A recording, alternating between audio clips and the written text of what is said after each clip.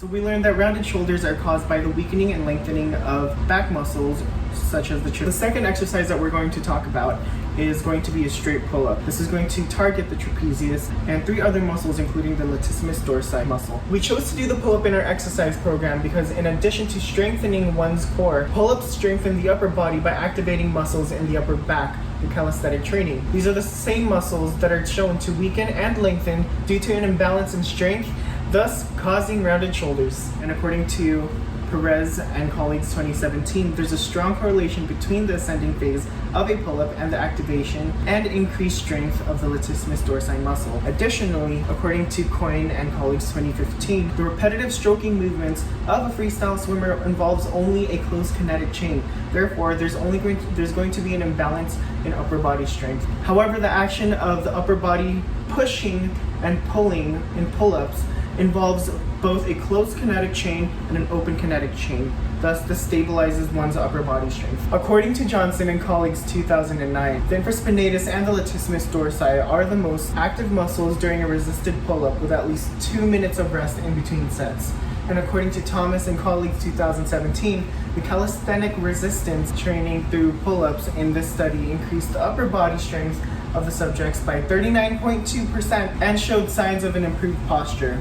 So the muscles that are targeted by performing a pull-up are the thoracic erector spinae, the infraspinatus, the trapezius, and the latissimus dorsi muscles. Latissimus dorsi and the trapezius are actually 2 of the muscles that lengthen and weaken, causing rounded shoulders. So for a pull-up exercise, we're going to focus on strengthening those so we can get the shoulders back up and contracted posteriorly.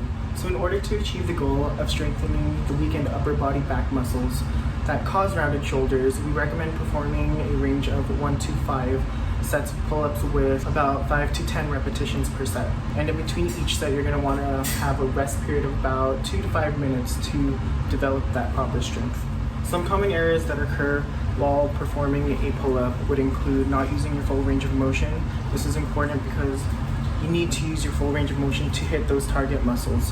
Another one would be a failure to pass your chin above the bar. Some people only go halfway or like up to the nose as far as they can. Again, another error would include a swinging motion as you ascend or descend. This means you're using momentum rather than strength to pull yourself up and to pull yourself down.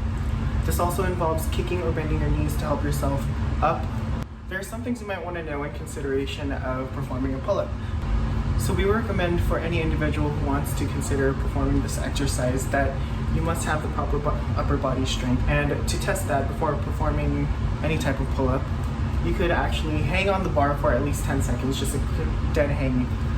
And this tests if your upper body strength is prepared for a progression, and that progression would be the actual pull-up itself. Another tip would include preventing the swinging motion, and to avoid this, you want to jump directly from under the bar to prevent your body from swinging. So another tip is going to involve initial form. So when you're transitioning from a dead hang to an active hang, you're going to notice your body is going to lift up a little because of the retraction of your shoulder blades. So now we'll demonstrate how to do a pull-up. For the first position, you'll have to jump up and grab the bar, and your tight grip on the bar should be pronated about shoulder width apart. Once you're hanging from the bar, you should be at a dead hang. So next we're going to transition into an active hang by retracting your scapulae.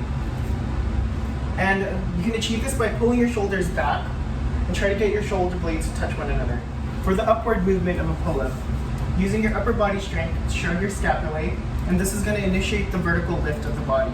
Pull your body up by flexing your elbows, adducting your shoulders, and retracting your scapulae closer together, almost touching. The ascending motion is complete once the end of your chin passes the top of the bar. And for the downward movement, at the same speed during the ascent, you're going to lower your body by extending your elbows and shoulders, keeping your core tight, your body straight, and your toes pointed. And at the end of the movement, your arms should be fully extended. Boom. Some progressions would include additional variations of pull-ups, such as the negative pull-up or the muscle pull-up, or a weighted pull-up using a weighted vest or a dipping bell, or you can also do a flex arm hang. Some regressions would include the lat pull down, scapular depressions, an isometric hold, or you can also perform the pull-up assisted with some TheraBands.